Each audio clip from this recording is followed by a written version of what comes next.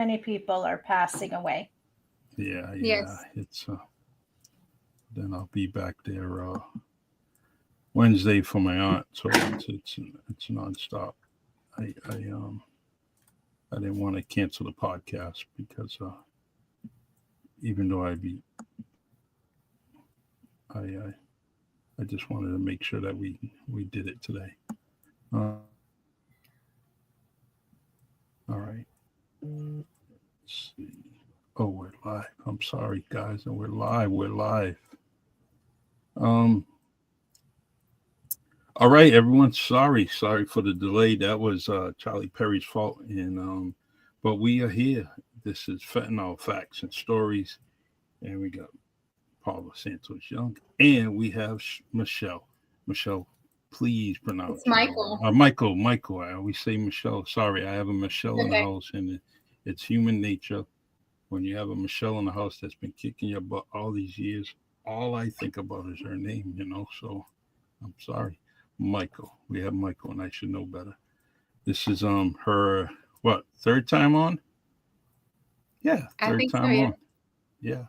So this is Fentanyl Facts and Stories. Paula's called me a loser. Did you see that? She just called me a loser. I can't believe it.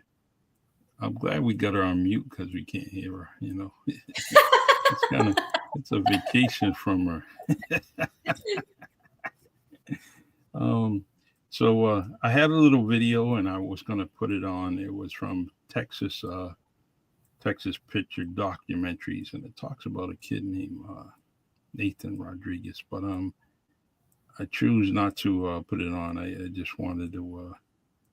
I'm gonna kind of capture some other videos, and but they said I could use it, but after I thought about it, it's from another site. So let me just you know, let me just do what we do, and I'll capture some video stories, some real life stories from this area as soon as I can. But Michael, how are you doing? What's going on? I'm recovering from a sunburn from the lake. Well, I'm glad you could say sunburn. I think we're a few weeks away from it, although it's going to be around 70 degrees probably tomorrow. But That's we perfect. yeah, I love 70s, 80s weather. It's Hey, perfect. Charlie, can you give me the number because our other guest is having an issue logging in to the live stream, so he's going to call in. He's gonna call it. Okay, you just Yes.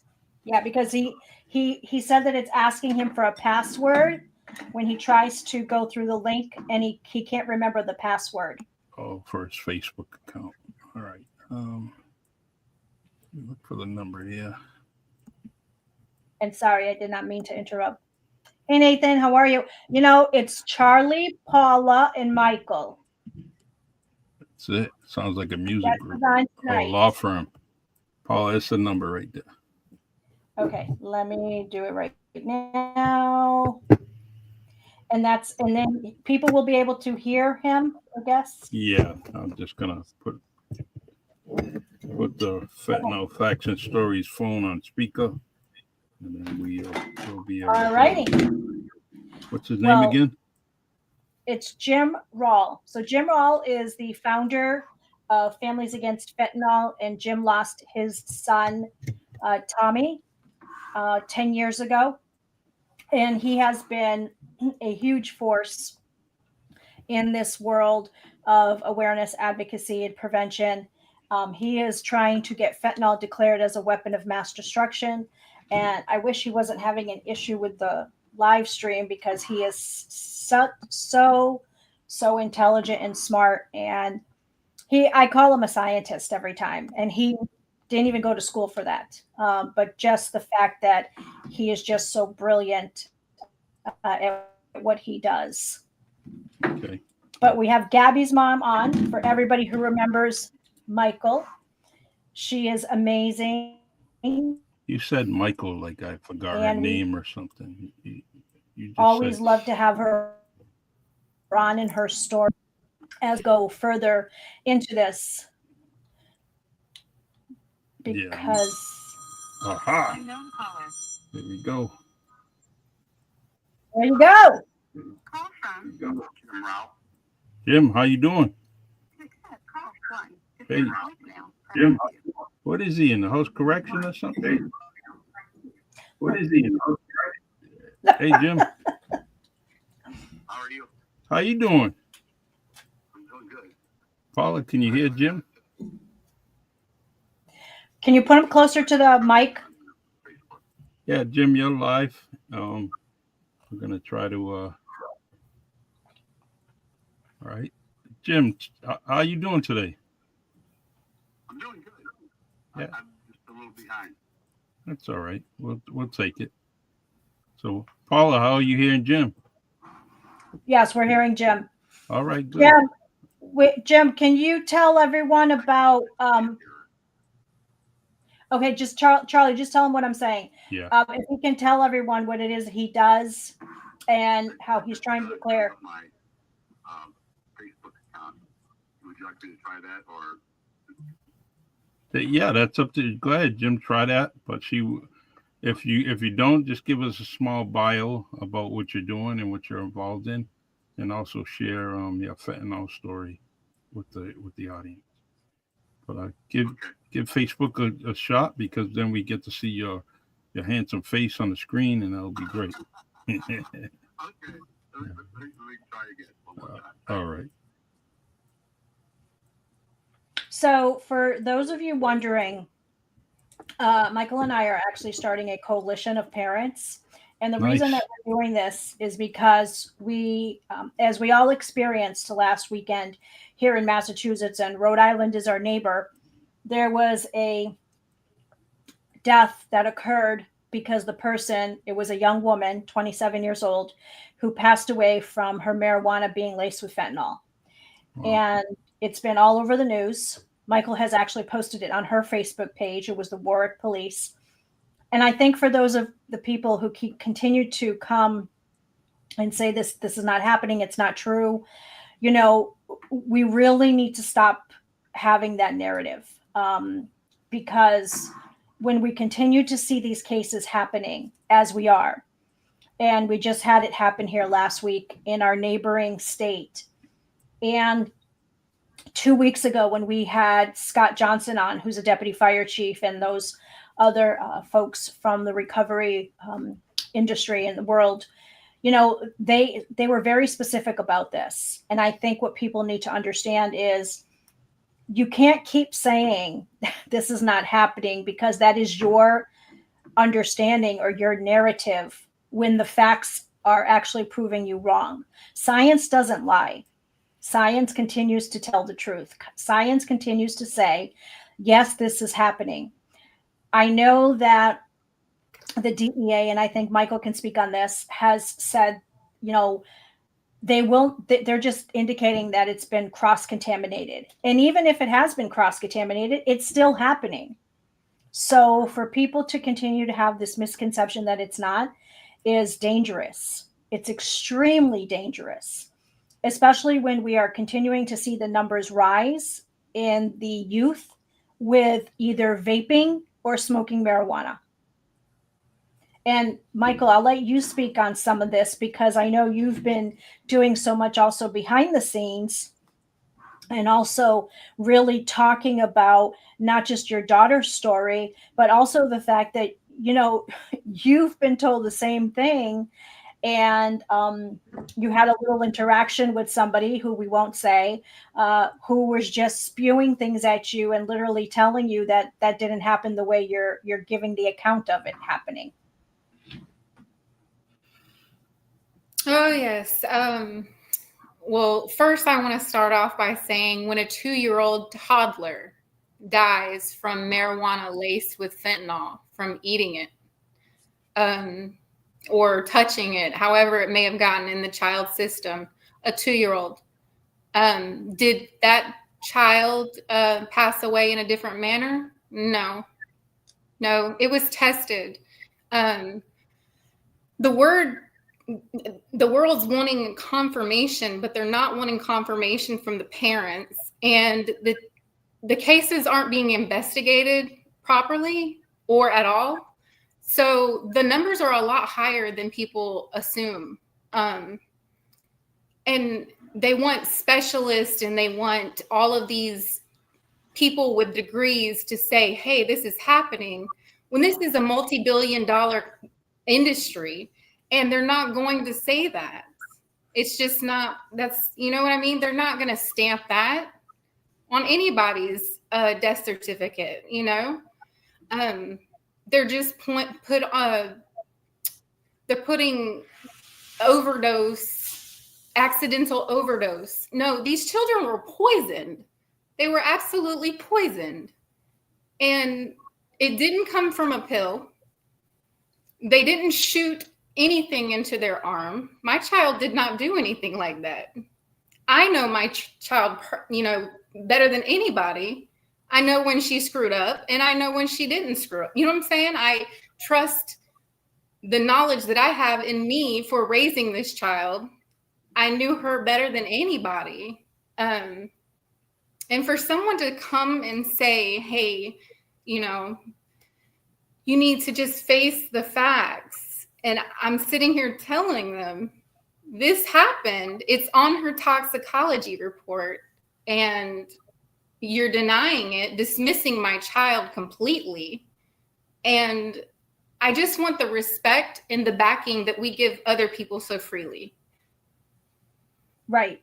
And I think that one of the biggest things that we continue to see and we continue to say is, none of us asked to be in this journey, right? None of us asked to be in this club. We didn't sign up for this membership, but we're here. And it's all about truly supporting each other and being there for each other. And, there's many families and parents out there that unfortunately have lost their loved ones, to fentanyl poisoning, whether it was through a pill, coke, meth, whatever the case. And, it's all about supporting each other. So that's what the parents like myself and you, Michael, and so many others, that we're asking for the same. We're asking for the same thing. We're asking that you want us to stand with you. Well, now we need you to stand with us.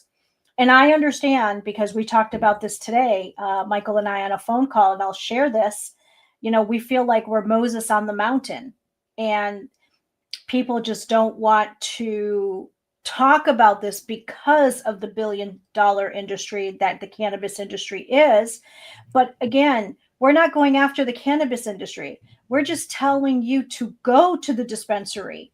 Don't get it on, the street. Don't go here and get it on Snapchat or any of the other platforms that are being used for the drug dealers. That's what we're telling you. Because when you go to the street, you won't be coming back. You're playing Russian roulette. And yes, some of the numbers are going down in the country. And we talked about that 2 weeks ago when we had Scott on, the deputy fire chief, who also does Massachusetts hazmat. Yes, the numbers are going down. And that's due to Narcan. And that's due to awareness. And that's due to so many parents, even before yourself and myself, who have been doing this boots on the ground long before us. Paula, I have Jim on the line. Hi, Jim. How are you? I'm doing good. How are you? Good. Thank you so much for joining us. I hear you. She said, thanks for joining us. And Jim, why don't you just give us a bio and let us know your story, your fentanyl story, and we'll go from there. But we can hear you loud and clear on the podcast. Great. My name is Jim Rao, and I'm in the polymer business with my family, my brother and my son, and we're the global supplier of plastic known as Permaflex. We sell this internationally, including China, and I spent a long period of time in the 80s and early 90s in Hong Kong. I had an office in Hong Kong, and we sold Permaflex there along with other high-tech plastics to Tyco and other plants that were operating in mainland China. We had an office in Hong Kong. And so I got to know the Chinese people fairly well, and forayed in from Hong Kong into south west and southeast China, from Hainan Island up through the Hong Kong and all the way through to Shantou and other cities in southern China. So we spent years doing that, and I became known as the Shixing Weilo, which is crazy white devil. I was Wow. drinking regularly at that time, and it was a place of great opportunity. Shortly then, Tiananmen Square happened, and things started getting really bad, especially in some of the outer cities. There was a great deal of suspicion regarding what they called guilos, which is a crazy foreign white devil, was their nickname for, or their derogatory term for white people in particular. And so I was called the Shixing Weilo, which meant crazy white devil, as I said, because of my drinking at the time. But I had a great deal of friends there. I was super in love with Hong Kong, and I got to know the people. And then Tiananmen Square happened. And then shortly after Tiananmen Square, I became intoxicated and then started shouting, "But all people must be free," in Cantonese in an open park. And luckily, my brother and a close friend picked me up in a cab as they drove across the lawn, put me in the car, and got me out of harm's way. But I did have some other adventures in there, and I got to know the people, pretty damn well.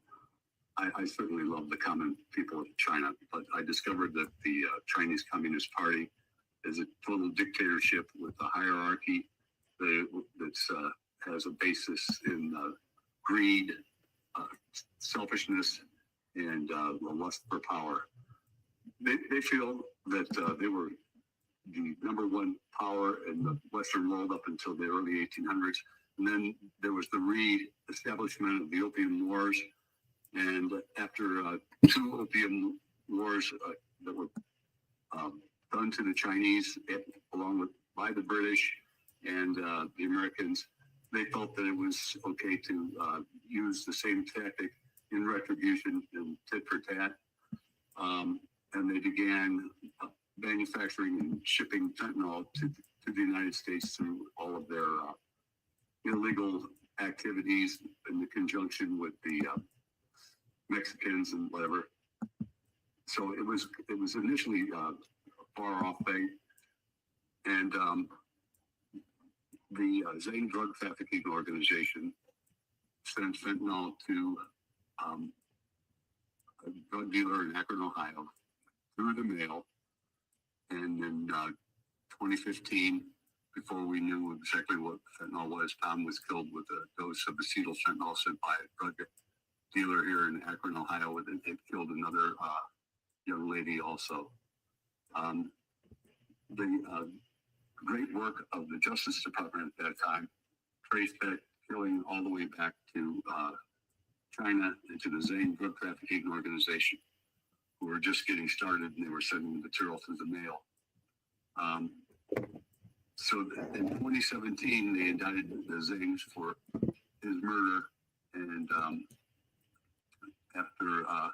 and tried the Zangs in the Ministry of Justice in China in 2017. And after 3 days of testimony and prosecution by the contingent from the United States, they found the Zangs not guilty and set them free. They were later confronted by 60 Minutes in the marketplace, and they were asked, "What do you say to the parents of the kids that you're killing in the United States?"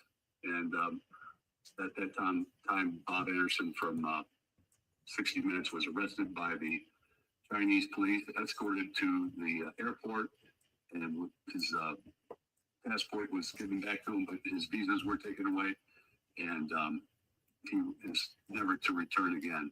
Oh, But at the same time, they, after this prosecution of the Zangs, we had the evidence on them, and this was the real ramp up of the poisoning of Americans. So at this time, they understood that this material could be mass produced. It's basic material that's made from this aniline, which is a precursor for polyurethanes, for all types of different materials. It's sold by the billions of pounds. It's a commodity. It doesn't take any agriculture, no refinement. And with the right reaction materials, you can make millions and millions of pounds of this without any technology whatsoever. It's as simple as making epoxy, taking part A and part B, mixing them together in the right proportions. You think to yourself, what have I been doing with like all the other sorry, days everyone. of my life?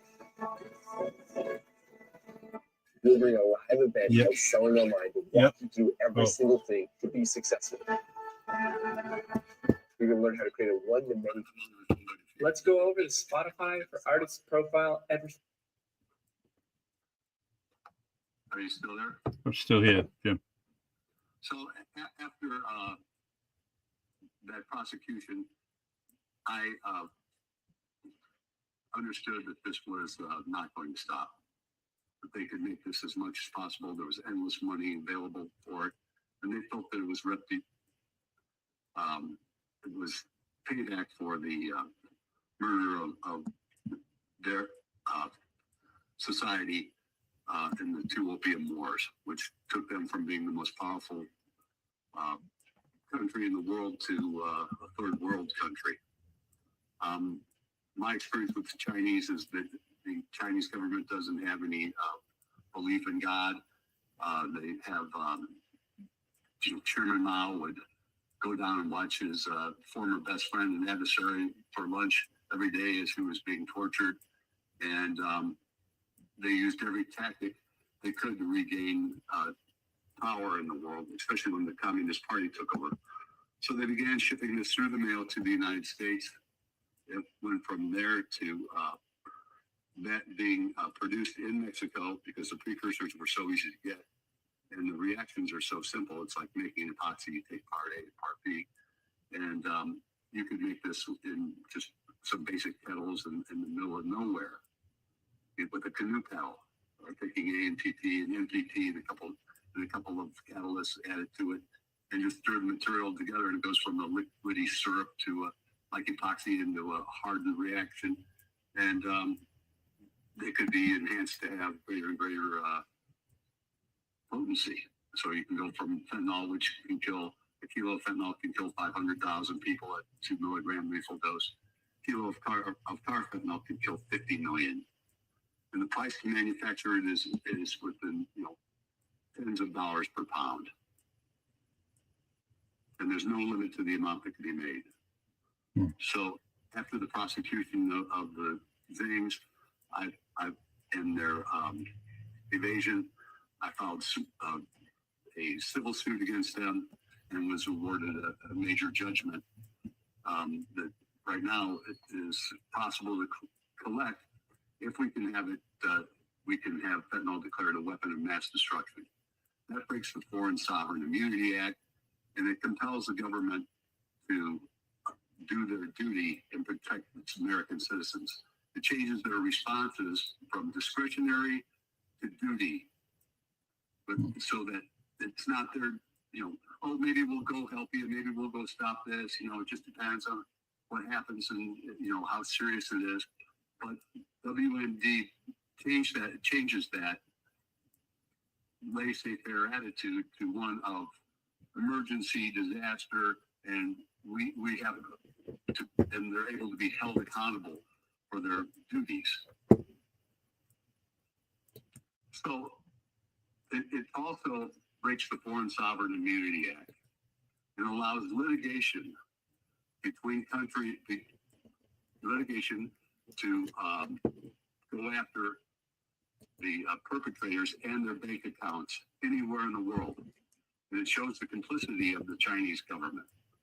So what where you would get a judgment before and have no ability to receive the funds. The Foreign Sovereign Immunity Act is broken by the introduction of chemical weapons. And WMD gives us the legal right to go after their assets anywhere they are in the world in retribution for what they've done and damages. So it's a really, really powerful tool. And right now my family has a judgment against the Zangs that are in the multi-millions, but there's no way to collect it. So if we're able to break the Foreign Sovereign Immunity Act with the WMD designation, we can carry this on and go after class action suits against these perpetrators and drain all of the money out of their accounts.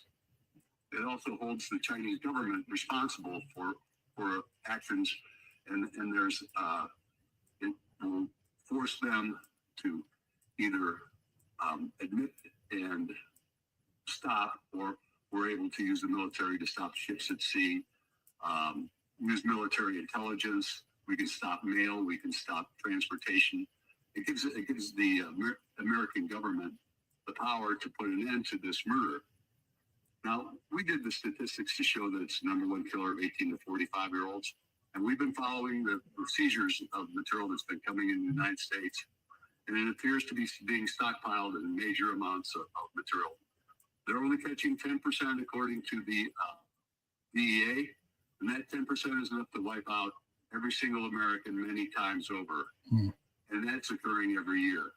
So the mathematics are not adding up. So it appears to be being stockpiled in the United States. And to be very honest with you, this would be extremely easy to deploy into the general public. It can be emulsified and put into the water supply. It could be aerosolized and put into the air supply. And it can infiltrate the food. You know, the food, air, and water are all susceptible to poisoning through this material. And it can be done, emulsified, it can be micronized, so you could barely see it. And with the proper chemicals, it becomes transdermal, like DMSO, dimethyl sulfoxide, various high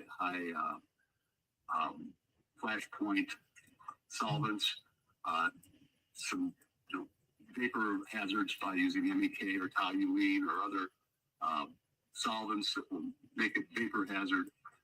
And so I'm afraid of a 9/11 type attack that would have unbelievable worst consequences, where you could kill millions of people, in a mass attack, or you could simply fly a drone like David D. Gregorio over the Gillette Stadium and prove that one $200 drone in a baggie can kill everyone inside the stadium in no time flat. Exactly. Just a little buzz. So this is not only a slow motion weapon of mass destruction that's destroying families. It's creating huge amounts of addiction where people are unable to control their compulsions and they become slave to this material, tearing their families apart as they ravage their relationships, to the quick action weapon of mass destruction of this being put into a coffee can with a M80 and blown up, in an enclosed environment. There'd be no way to escape. And aerosolized, it's very super simple to do. There's tons and tons of different ways to vaporize this material. It can be very stable. And right now the body's able to metabolize the material because they don't have the certain amounts of preservatives that would make it redundant in its poisoning. Yeah. It stays functional. So I've had this mathematical paradigm that we're working on. We found that it's the leading killer of 18 to 45-year-olds. It's expanding into babies and children through incidental contact. We're trying to convince the government to do their duty, declare this a weapon of mass destruction, turn the military, the intelligence, the FBI, the CIA, all of it on the source supply of this material and put an end to this threat to our national security and to this slow motion heartbreak that's being perpetrated against the people of the United States. You know, people are just thinking now they think they're just smoking a joint. They're going to have a few laughs or yucks with their friends, and then they end up, you know, having Narcan administered, or you know, worse is you know they pass away from this total greed and selfishness to take someone's innocent life just when they're trying to find a little relief from the strains of the day, or the, you know, if this had infiltrated the legal liquor supply, it had been over in a week. Yeah. Jim, continue with that. You talked about marijuana. Is fentanyl in marijuana? Fentanyl is showing up in marijuana. It's extremely easy to do. You know, they can take, you know, very, very fine powder and put it in there because marijuana is naturally sticky from the THC. I don't know if you've ever seen this straight material, sort of like a gummy, thick brown material. Everything, it sticks to everything. Yes. So you know, adding this to it is no hard deal. The problem is, you know, the person who's doing it, you know, doesn't poison themselves, but it's not readily detectable in the marijuana, and people who are innocently smoking a joint even for the first time are being murdered by this horrible poisoning of marijuana. I mean, and marijuana is, you know, relatively innocuous, even compared to booze. I mean, yeah. If this were in the booze supply, it'd be over a long time ago. But you know, somebody smokes a joint, they want to relax after work, or just get, you know, it helps you escape from your hard, you know, hard day's work or whatever it may be. Yeah, yeah. People want to escape for the pleasure of it, or to relieve their stress, or calm themselves down, or whatever. You know, it's absurd that somebody could stand next to, well, you did that to yourself. That's such a selfish, cowardly thing to say. It's unbelievable. You know, and the fact of the matter is, it's very, very simple to emulsify and put in the water supply. This could be introduced in any environment in the most rudimentary ways and dispersed without any trouble whatsoever. Solvatable and all types of petrochemical solvents. And you know, with the addition of DMSO, it becomes transdermal. You couldn't wipe it off fast enough. Jim, some people say that you know, if marijuana gets to a certain temperature, the fentanyl is no longer stronger or strong. Is that true? Oh no, it's not true whatsoever. The radicals that come off there before it even smokes are poisonous enough. People are smoking fentanyl all the time. Yeah. You know, taking their buzz off that. And the marijuana doesn't do anything to stop that. There's some evidence about CBD having some effect against it, but I wouldn't bet on it. But the marijuana, it's absolutely not destroyed at the smoking temperature. It's even as you're lighting it, wherever that hot ash is being drawn down to has to get up to temperature before it glows and burns. So you're smoking it. You're breathing in material that's far less volatile than the fentanyl, you know, including the THC. So that's just absurd. It's a scapegoat thing once again to make people feel safe regarding their illegal marijuana. If you want to be safe doing marijuana, you better either grow it yourself or get it from the dispensary, because there's a lot of it out there that's not safe to use. That means a lot coming from someone, you know, with your expertise, your intellect. I really appreciate you saying that, because some people need to hear that in the audience, because they don't practice what they preach or know anything about it, and so we're just trying to up the education. If you're burning the fentanyl, you know, in the actual flame But that's not what happens when you smoke. Mm. When you smoke it starts the initial heat temperature, but every time you draw on it with the air through it, and you're burning that hot coal that's at the end, whatever's coming next as it's being drawn has to go through its flash point anyway. Mm-hmm. And you're going to breathe it, you're going to inhale that stuff in its vapor form, and you won't stand a chance because it has such rapid onset by inhalation that it's unbelievable. So true. So these people have no idea what they're talking about. That's just straight physics. Yeah. It's not arguable. Thank you. If you put 3,000 degrees on it and hold it there, and don't breathe the vapor after you've started it on fire for a while, yeah, you just burn up, the hydrocarbons and destroy the molecules. But at its flash point, it's still flashing off pure molecules of fentanyl. They're still intact. Could you talk to us about your son Tommy? I think that's very important, along with the facts you just gave us. But we also want to make sure that we have some story on Tommy. Tom was the oldest of my 5 children, and he was their leader. He was unbelievably happy, creative, and engaged. He was the lord of his family, and they worshipped him. Mm-hmm.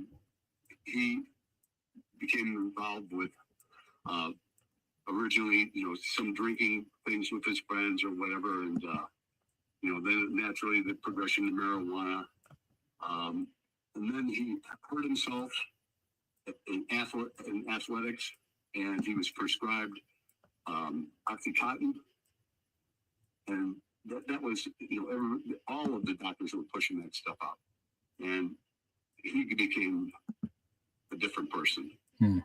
And he would go to great ends to get that material.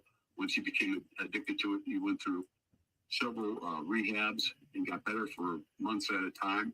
And then something would become too tempting for him, or there were some other parties or different thing. And then he would, they would go out and smoke a pill or something like that. And he, in smoking it, you have rapid onset, so you can know how high you're getting. Yeah. When you inject or when you eat it or something else, it takes a long time to get the full effect of what's happening to you. So in 2017, after going through several rehabs and doing pretty well, he came back to Akron so he could be close to us. A drug dealer from Akron, Ohio, got fentanyl. Nobody knew what fentanyl was in 2015. And they used Tom as a guinea pig. Wow. Him and another young lady. And when the autopsy came back and said it was fentanyl, I flipped. So I just couldn't believe that this horrible poison was out there. And then it started hitting more and more and more. I went on 60 Minutes and then tried to warn the country, and they edited every bit of what I had to say out about the lethality of the drug, about the intent of the Chinese government, about my experiences with them and what I considered asymmetric warfare, and every bit of that 60-minute interview was cut out. They just made me look like a sad guy that couldn't do shit. And I got so furious that when I saw the television playback of what I had to say, I just said, this is being covered up. Yeah. It's so important. Social media, podcast. It's so important that, they have these platforms that you can get your message out. One of my favorites is YouTube, Spotify. I like the fact that we can get on, especially YouTube, and bring the messages out, especially coming from you and people like Michael and Paula, where they can tell their story, and it's so important. The Zangs are reportedly outside Mexico City, according to Fortress Risk Management, and they're mass producing material under the protection of the Chinese government. I mean, the Mexican government and the Chinese also. We sued them subsequently, it received a $45 million judgment against the Zane drug trafficking organization and their bosses, the Chinese government. We've implicated the Chinese government in this. We're going after their assets in any way possible, and I'm hoping for fentanyl to be declared once again a weapon of mass destruction in order to make those funds collectible That to was the Chinese government assets that are here. that was our next question for you, Jim. Is about what will happen if governors do declare fentanyl a weapon of mass destruction. Well, it removes the Foreign Sovereign Immunity Act, so we can hold the Chinese accountable. We can seize their assets anywhere in the world. We can designate it as a terrorism activity, and it opens up a whole arsenal of both federal, local, and other responses that have to be followed in protocol. So if fentanyl is showing up, then they have to go and seriously go after where is it coming from, who's it going to. It gives you the ability to disrupt the supply, including and it goes from discretionary responses to duties. So they have to do their duty because this is declared a weapon of mass destruction. It gives us huge amounts of leverage over their assets. So we can declare this, if we realize where their accounts are, we can seize those through the banking systems. And we can tie all of their money up this way. And once again, as I said, that it also exposes them to direct lawsuits. And my ambition is to put together a class action suit on behalf of all the injured people of it, and then drain as much of the money out of them as possible in retribution for the pain and suffering that they've done to the United States in this slow motion attack. So the Chinese love money more than anything as far as the government. Now, the Chinese people, every house I went into had a shrine to their family, and I would say, "What's this for?" They have their pictures and burning candles and everything else. And I said, "Are they in heaven?" They said, "Yes, of course they're in heaven." And their souls go on forever. But they're not allowed to say that out in public. Yeah. But every single one, believed in life after death, venerated their ancestors, and they look forward to, because of their good hearts, being able to join them later on. That's not permitted in the Chinese Communist government. Jim, Paula said that you attended an event with her at UMass and UMass Dartmouth last January. And you brought some of your friends from the White House. Paula would like to get you back here in Massachusetts to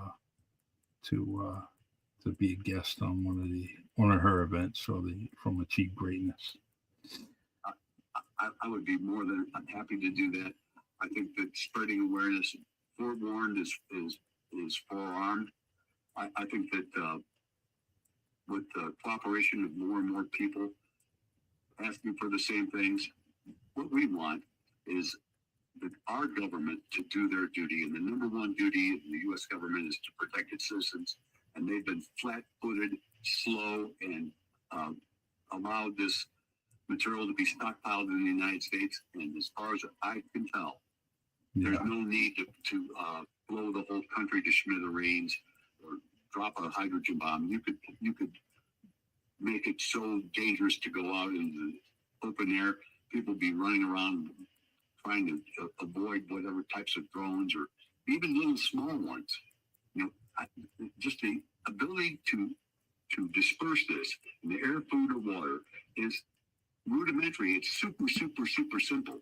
Yeah. So this is a threat to all of us.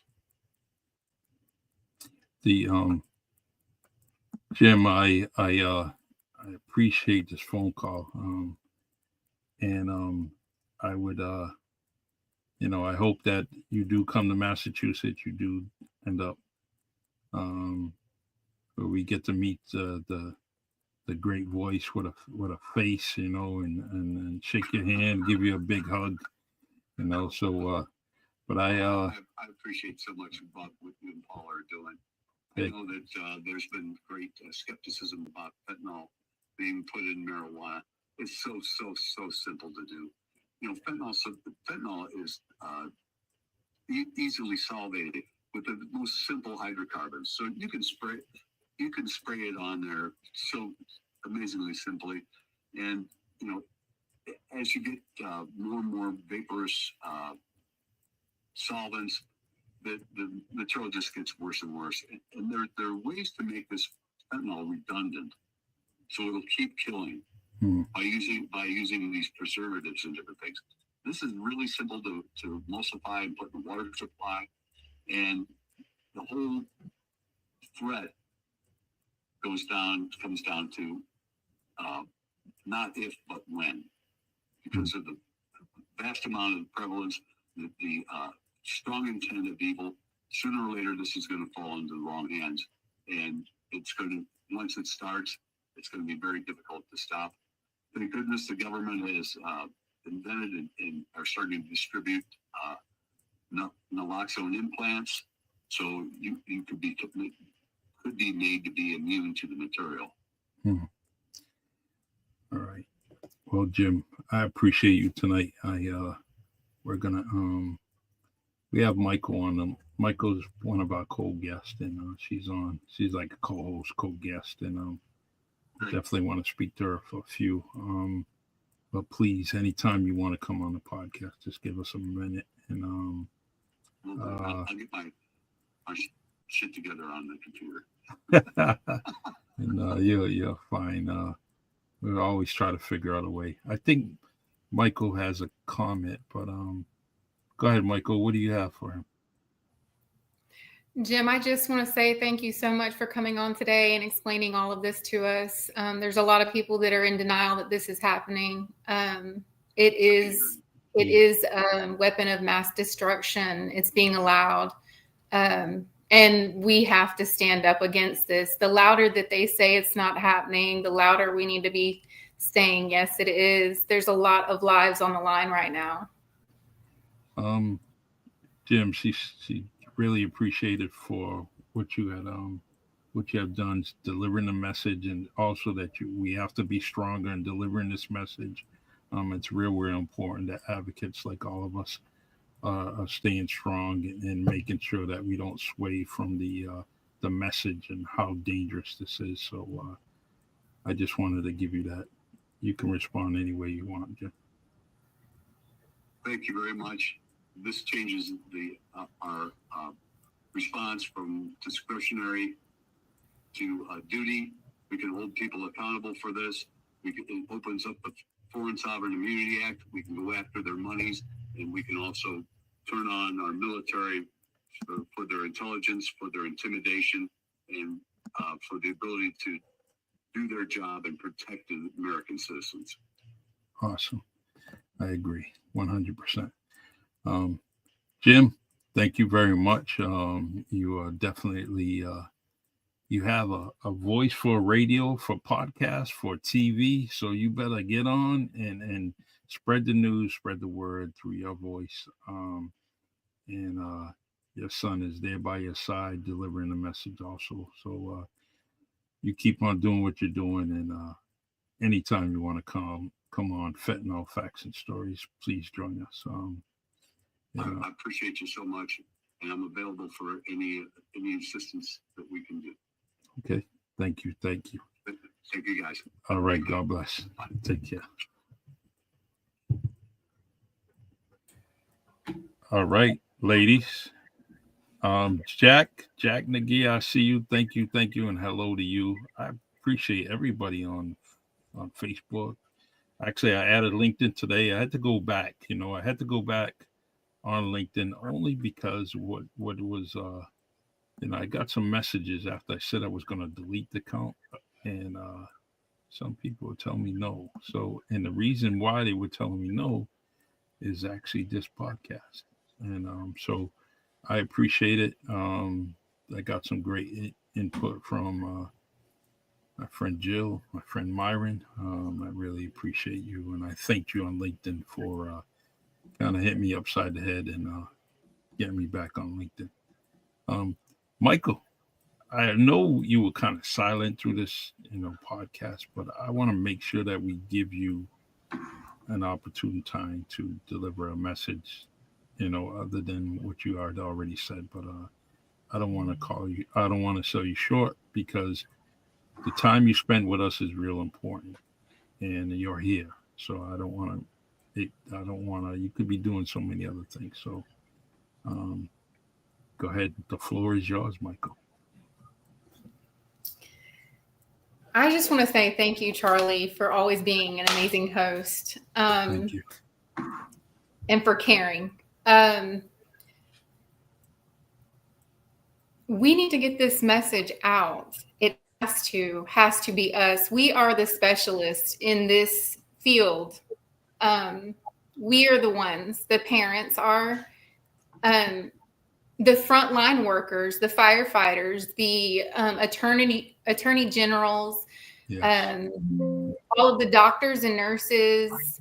I mean, this is happening. They did try to discredit and say that the female that died in Rhode Island the other day was not from fentanyl, and I'm not sure because I didn't see the article, but I've been seeing people saying that it was false. It was a false report. How is it a false report? I don't understand where they're getting this information from.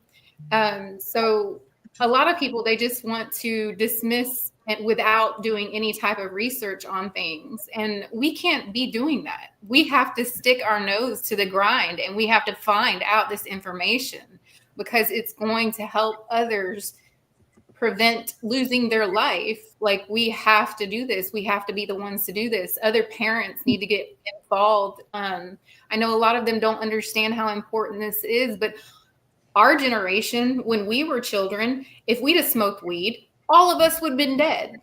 We wouldn't be here right now.